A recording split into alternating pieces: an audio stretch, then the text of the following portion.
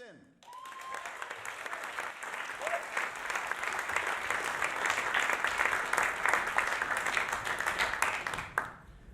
Yeah. Here we are, and it's good. Okay, that's good. Perfect. I like that. Yeah. All right. So I guess we'll start with a joke. That's a good place to start. So the first joke. Well, it's not so much a joke. It was kind of sad. COVID was rough for me. I don't know. Did anyone else experience the COVID lockdown? No? Okay, I get it. We're all better. Yeah, fine. It was just me. Anyway, it was rough. I got kicked out of my one-man band. Oh my God. They're like, me? And I was like, yeah, you. And I'm like, is it because of the drugs? And they're like, yeah. And then I drove away. I'm taking my van with me, you know what I mean? Anyway, I started a solo career though. So I got a new solo career. I got a song, by the way. Would you like to hear the song? This song is called Tinnitus, and it goes something like this.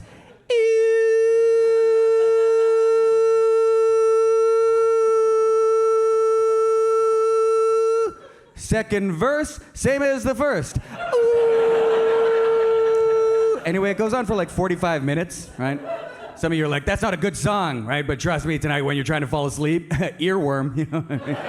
That's a good song right there. That's a solid tune, I believe, yeah. So comedians, they always want to be musicians. I don't know if you guys know this. Comedians always want to be musicians, and musicians always want to be comedians. What do magicians want to be? Answer is not a virgin, am I right? Sorry if there's any magicians in the crowd, right? They're like, I wish I could just disappear, right? But you can't, because magic is not real. Sorry, I was hurt by a magician when I was younger. Anyway, there's this one, I believe. Winnipeg has been a lot of fun. I love the potholes. Anyone love the potholes? Oh my God. My front end of my car does, for sure. Like it. By the way, potholes, I think, are a lot like mice. Hear me out. Potholes are a lot like mice. They're both road dens. You know what I mean? Yeah. That's good. Here's the other thing, I believe. By the way, I perform a lot of shows in front of like metal crowds, I guess. You guys are completely different. You're seated, and soft seat. I never seen that. Anyway, the point is, you got to wear like earplugs when you're at the shows, right, to prevent the tinnitus. And what's kind of crazy about wearing earplugs? Wearing earplugs is one of the only time you'll be responsible and irresponsible at the same time. You know what I mean? Oh my God, that's rough. You know what I mean? So I'm just gonna tell a joke. I got this book. It's just joke on it. So it's a street joke. So bear with me. I don't know if you guys want to know who writes street jokes. I do. I'm the guy that writes them. And so you might hear this one. But yeah, it's like it's based off of like I don't know if you guys know the joke where three people walk into a bar. You ever hear that one? Yeah. Okay. So this is that one. But it's different, kind of. It's set at a bar called the PC Bar, right? The PC Bar, the Safe Space Cafe, right? You know? And the bartender's there, like, cleaning the glasses very non-offensively. Like, they're not, like, masturbatory cleaning them like this, right? They're not fingering the glasses by cleaning them like this, like, non-offensively, right? This is the PC Bar, the Safe Space Cafe, right? Then the three people walk in, and they are the what is it? The priest, the rabbi. We know all these characters. Tell me if you've heard it, right? So the priest, the rabbi, and the deaf, morbidly obese, trans Inuit feminist shaman in a wheelchair, right?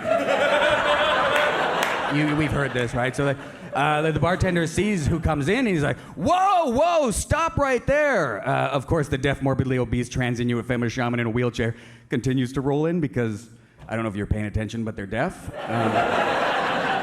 And the priest, stops them. And the bartender says, "Whoa, stop right there. I can't serve you guys," right? The rabbi says, "But I thought this was the PC Bar, the Safe Space Cafe. I thought all are welcome here." And the bartender says, "Yes, all are welcome here. But since it's a joke and based off of who's walked in, I'm feeling triggered. And I've stopped paying attention because I'm assuming the punchline is going to be very offensive."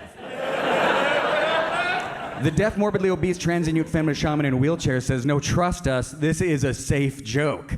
The bartender says, "Okay, let's do it again, shall we?" So where are we? We're at the Safe Space Cafe, right? The PC bar. Bartender's there. In walks a priest, a rabbi, and a deaf, morbidly obese, trans Inuit feminist shaman in a wheelchair, right? The bartender says, "What can I get for you?" The priest says, "I'll have some red wine, Jesus' blood," right? Kind of a wine joke. It doesn't. The rabbi says, "I'll have some Manischewitz wine." That's Jewish wine, in case you didn't know. And then the deaf, morbidly obese, trans Inuit feminist shaman in a wheelchair says, "Suddenly a white nationalist incel with an AR-15 comes in, lights up the room, and kills everyone." He then says, "Oops, sorry, I thought this was a mosque." Oh my God. This actually wasn't supposed to be in the joke. This was supposed to be a funny joke about wines. But now it's more of a joke about how we need more gun control. You know, we can't end there. We can't. We got to start this joke again, right? Let's do it from the top. All right, so where are we? The PC bar, the Safe Space Cafe, right? In walks a priest, a rabbi, and a deaf, morbidly obese, trans Inuit feminist shaman in a wheelchair, right? The priest says, "I'll have some red wine." The rabbi says, "I'll have some Manischewitz wine." The deaf, morbidly obese, trans Inuit feminist shaman in a wheelchair says, "Before I order anything, I need to go to the bathroom." The bartender says, "That's great. We have gender-neutral bathrooms here. You can use any of them." The deaf, morbidly obese, trans Inuit feminist shaman in a wheelchair says, "Where are they located?" The bartender says, "Downstairs." Oh my God! So that wasn't supposed to be in there either.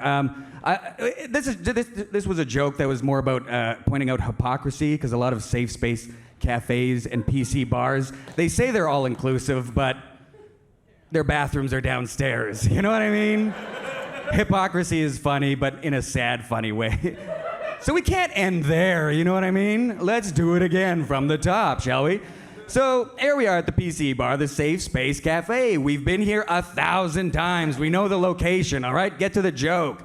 So in walks a priest, a rabbi, and a deaf, morbidly obese, trans Inuit feminist shaman in a wheelchair. You guys, you know what?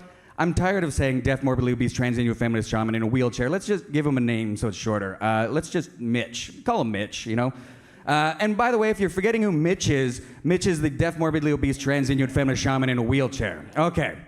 So the bartender says, "What can I get for you?" The priest says, "I'll have red wine." The rabbi says, "I'll have some Manischewitz wine." And the deaf, morbidly obese, trans Inuit feminist shaman in a wheelchair says, "Nothing for me, thanks. I'm a recovering alcoholic.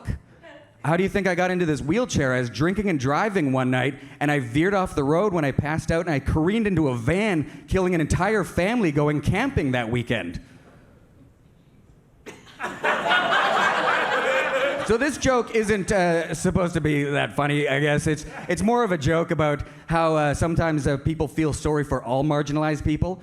This is more of a joke to just point out that some are actually pieces of shit.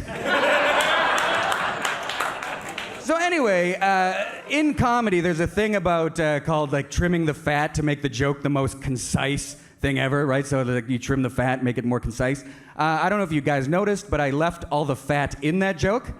So if you didn't laugh at that joke, that's fat shaming. And you should be ashamed of yourselves. Anyway, thank you so much. I've been Garrett Jamieson. You guys be lovely.